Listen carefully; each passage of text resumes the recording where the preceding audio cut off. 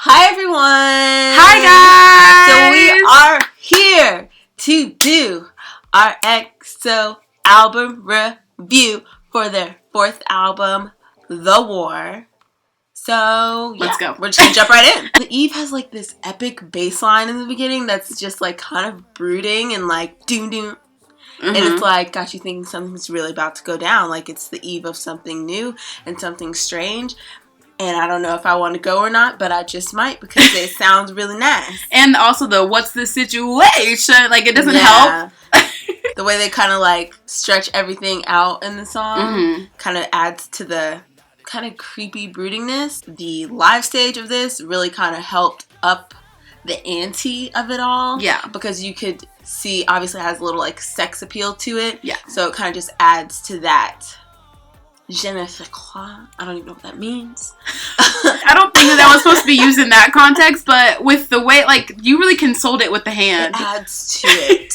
This song was a little tricky because looking at the English translation, it's not that it didn't make sense, we just didn't fully grasp what they were trying to tell us. To me, the only thing I could grasp is that it's about breaking free of any problem, whether it be relationship, life, whatever. And it's like the eve of making that decision of breaking into that new thing. Because they did say you need to break through was one of the lines. So that was as far as my brain could take it. And I would say with this song, like it has an epic feel, but it has no real climax to it. So maybe if they would have made it longer and like kind of took it over the hill. Maybe they didn't want us to go over the hill.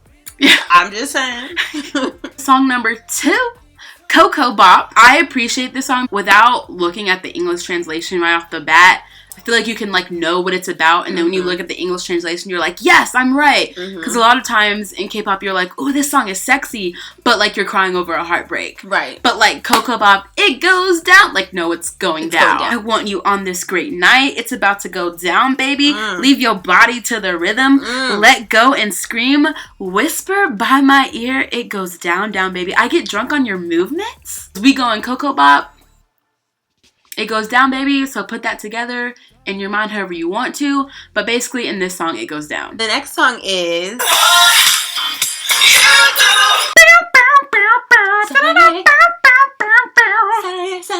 So it starts off, you know, slow with a pop vibe to it. And you're not really sure, like, what's going to happen. Yeah. It builds up a little bit. You got... you know, different people coming in and out singing to you. Dio lays some soft lines on you. And then all of a sudden you hear like a chorus-like song from the heavens of the whole group singing, screaming and telling me that it's what I do. To me, I feel like this is like the grown-up version of Love Me Right, because in Love Me Right, they're talking about some love me, do me, cherish me. And in this song, they're talking about how they gonna love you right. They watched a few videos, they saw what areas to focus on, and they're ready. In my mind, this song kind of tells a story. Like at the beginning, they're like, if you make fun of me, I smile, and you know, I kind of act like a fool. I laugh with you. You're different. And then second verse, it's like, we can go higher. I want to wrap you up tonight. Come closer and feel a little more. And then you're like, oh shit, okay. And then we get to the bridge, and it's like, I want to go further. Let's stay up all night. I'm yelling, I love you. And it's like, wow. And this to me is the definition of a concert song. Like, I can just imagine the whole stadium, like everyone is on their feet, and when it gets to the soul clap, all the lights turn on and all you see is just everyone.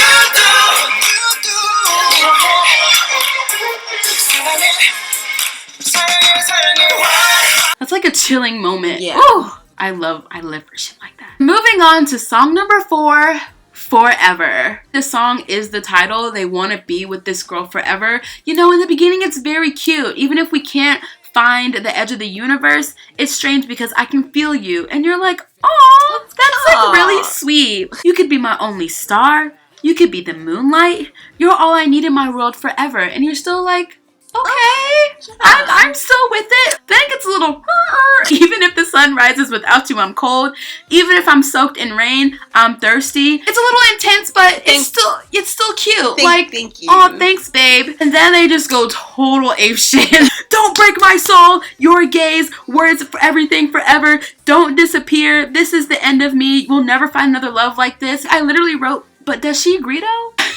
Towards the end, for me, it felt very one-sided, and they're like, "You'll be with me forever." Pushy, if you will. I just imagine like going under like someone's basement and like lifting up that rug. Oh my god! And there's like a hatch, door hatch, and then you just yell down, "You'll be with me forever." I can see a graph. This is the graph of forever. The music changes in a way you kind of don't expect. To me, it was definitely a risk that they did something that sounded so different, but I feel like for them it turned out great. I love this song, and a lot of other fans love this song. Like, it's one of their favorites on the album. It's probably my second favorite on the album, and it's one of those things that only I feel like EXO could pull off. You need that type of dynamic that this group has to even do a song that sounds like this. And on the opposite end of that spectrum, this song just, it doesn't do it for me. I feel like it's very messy. It's all over the place and not in a good way. Like, it starts with trumpets and then goes to the ding ding. And like by the end of it, I'm totally lost. And it shook me because when I was like about to listen to the album, everyone's like, forever is the song. It was like a cohesive, like it was an agreement.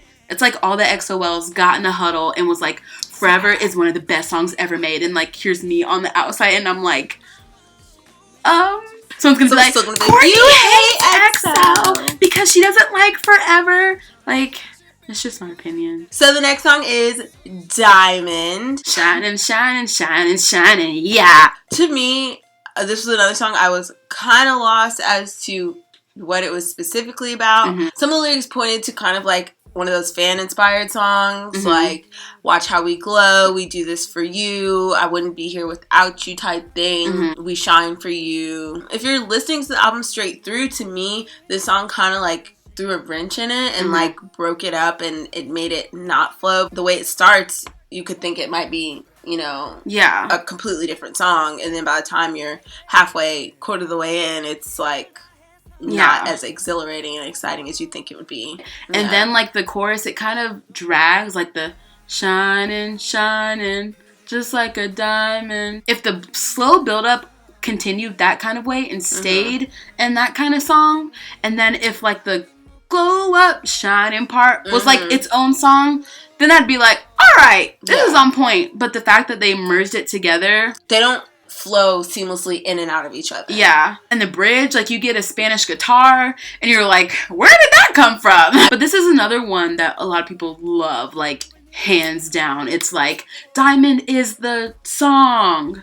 So, so the next song, freaking Touch It. Okay, hold on.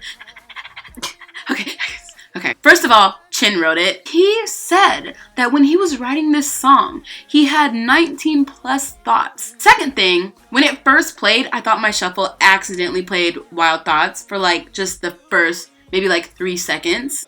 Another one. Yeah. I kind of have come to the conclusion that this song may or may not be about handy J's. And if you don't know what a handy J is, then I say Google it. Yeah, I don't want to say the word because, like, I mean, they're useless anyways. So they're boring and useless. We're talking about a lot of gestures and a lot of moving of the hair. Every one of your small gestures drives me crazy. Lightly pushing your hair back. That sexy gesture, baby. Sochi, baby. Now, there's 2 different kinds of pulling your hair back. There's, like, the slight, like, cute, like this. And you, like, pull back and you kind of, like, expose that collarbone. That's, like, a sexy gesture. And then there's, like, the I'm... So then there's like the actual, like, I'm tying my hair up gesture. If you know what we mean. Yeah. If not, don't worry about it. My hands lose their way, baby. With just one small move of your hands, you completely shake me up. Your pale fingertips. So it's all hands. The song is called Touch It, and I don't know what we're touching, but we're touching it. Because that is all this song is about. And I just want to say that this is the 2020 experience that I did not know that I needed. This has such a Justin Timberlake flair to it. I love it when a song gives you instructions. How the girls go, all my ladies say, all together now.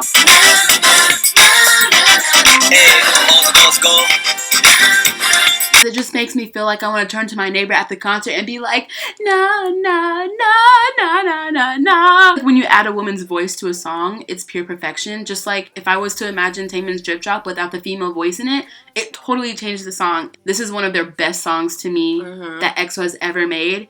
And I could have said that on first listen. They literally took the page out of like the R&B handbook of like what you need for a song. Like, okay, we need a chant. We need to give them some instructions. Ad-libs, where my girls at. 6 and 7 were the saving graces.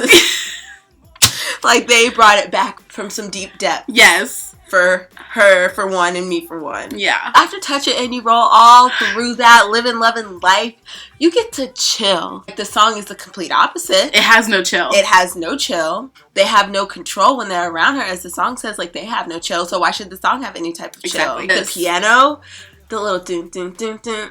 And then they just swing you around the other way and they take you to the hood and you rock that out. You rock that out with that good beat.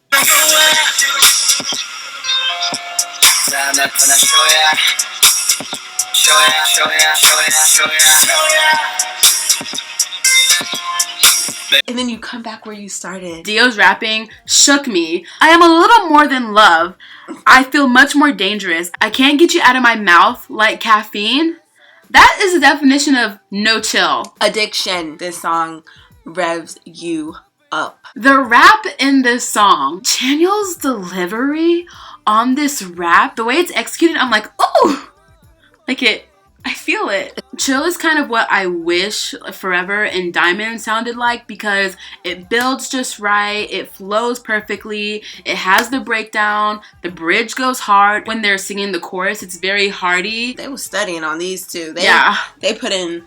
They put in work. They put in work. The next song is Walk on Memories. Now, when this song first started, I think it's because at the time I was driving to Alabama, and right next to me, like, I passed like this huge lake, and there was like a really nice like cloud, and it was like gazing down, and it just looked so beautiful. And then the song, like, it made me feel like I was walking on water. The song is very pretty. I love the way that they take it up at the end. Kind of has like that music box sound to it. I don't know if it was too stripped down or what I felt like I was missing. For me, it's not that Walk on Memories doesn't work. It's that I feel like my expectations were too high for a ballad, and then there was only one ballad, because usually we get like 2, sometimes 3.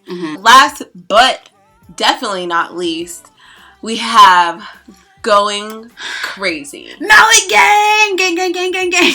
This song is the closest representation to like real hurt and pain I've heard in a very long time. Yeah. Very few actually K-pop songs actually just say like, I hate you, and say it strong and long and loud and proud. Like, the whole group is just screaming, I hate you. It's like they say I hate you, then they skip off. Like, I feel better.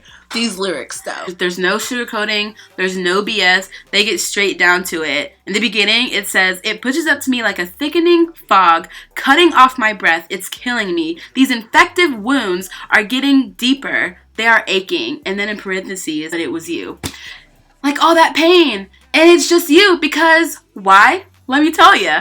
That nightmarish day comes to mind. I tell myself it won't be like that this time. The traces of your lies passing like a strip of film. I hate you. The chorus continues to, all that's left for me is your deep scars and they'll never fade. I'm going crazy. The cuts of the violin in this song, they're literally talking about the cuts on their body. Eyes, ears, hands, and feet cut by your words. And it's like, in that moment when I guess everything's happening to you and you're so hurt, after that they say like, what did I even see and hear? It's like my body's not even mine. I can't control it. And it's like that uncontrollable pain. That's the definition of like the heartbreak pain. They're using it in like cut form, which is very intense, but it works because I get it. With the natural progression and the beat of the song, it follows like the lyrics and the vibe and how crazy, and how the more they describe how much she hurt them and how crazy they're going, it just follows that. And this is how you know this song is truly called Going Crazy and not I Hate You. They are saying I hate you, but at the end of the day, it's really not about that. And this is why this song is real. Because then after the whole like I can't control my body, they say, my reasoning only gives me one answer. My reasoning, which is my brain, which is my mind, gives me one answer. F this girl. She's not worth it. But then they say, but my heart isn't sure. Call me crazy. I still want you. That is it. Right there. You are in so much pain. You're talking about the cutting and the lies and the nightmares and all the shit you've been through. Like they said, my only answer, my only reasoning, my brain, I have the common sense. But my heart is like, bitch, wait. Like, can I be with her again? You crazy, but I love your ass. Yeah. But then I feel like this is where it transitions, because right after that, they say, I sink into this dark swirling swamp, struggling 3 times, 4 times, and it'll keep repeating. What? Oh! I get chills. For the album to end on this song, and to end on that eerie piano note, I can't put it into words. Yeah. Especially with how painful the song is. Like, we did not end on a good note. We did not end on a happy note. No. Nothing was positive about this note. This is a negative note. And that wraps up EXO The War. The 4th album. Overall, something that Jasmine and I both agree on, that hands down, we feel like this was Chen's album. I feel like Chen brought something that I didn't even know was missing, and just hearing him just like go off on every single song, on top of the fact that he wrote Touch It, I'm just like, and all of the rappers, like, their voices have improved a lot, but overall, I kind of feel like half of this album was a hit for me and the other half was a miss, which makes me feel really weird, because I've always been so 100% sure in EXO's albums. They're all solid, grade A, 100% cohesive masterpieces. For me not to feel that way for the first time, I feel like I'm like, it's icky. Yeah, it feels like not right. The Eve, Coco Bop, What You Do, Forever, and Diamond. Honestly, even though I really do like What You Do and the Eve, like, maybe on like some days, I could really take or leave any of those songs. If you chop the album at Diamond and then go from Touch It to Going Crazy, that's a mini right there. that's a mini right there. Mini album. And I am here for it, and I am with it, because to me, all those songs go together, and I feel like it's cohesive. Because when I started this album and I heard the Eve for the first time, even when I got down to Forever, I would never think, not one time, that a song like Touch It would be on this album. I'd be like, where would you put it? True. Songs that I do love, I feel like they're some of the best songs that EXO has ever made. And I'm just like, when I'm listening to it, I'm like, this is that shit. Overall, for me, I like the album like probably significantly more than you like it a lot more. I like it a lot.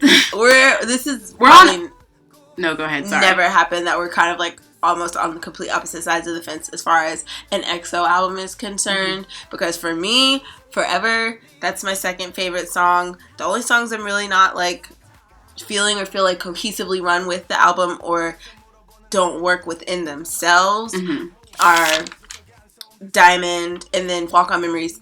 If by the war they meant like a war of emotions and feelings and relationship or whatever, I could take each one and like, okay, bang out a story with each one. This album, we talked about how it's possibly one of those like feeler albums, kind of. A little bit, yeah. Testing out maybe some new sounds or trying some new things or having different people do different parts, or let's go with this toned down stripped out Mhm. ballad and see how people like it. Let's do something like Forever and see if, our fans love it, so that when the next album comes, they can possibly change. The songs that I like, I can see the growth, I see the development. Definitely. I'm here for it. Let me just say this before everyone tries to come Before you and start drag tapping me your fingers and kill me. This is just my opinion. I don't feel any different way about EXO. We have loved EXO literally since their debut. We've done all their albums. This is just my opinion and the way I feel about it. I don't hate EXO. I'm not an anti. And it's not that I just wanted, just their standard, give me, one good pop song and then the rest, kill me with the R&B. Right. That's not it either. It's not that I'm saying I don't want them to grow and try new things. I just personally didn't like all of it. And that's okay. Exactly. That was our EXO The War album review. Let us know all of your thoughts and feelings in the comment section. Whoa! It is 1 a.m. right now. I literally just looked at the time. And on that note, see you guys later. I don't know what You just that took was. your eyebrows off And flung them. ripped them and flung them.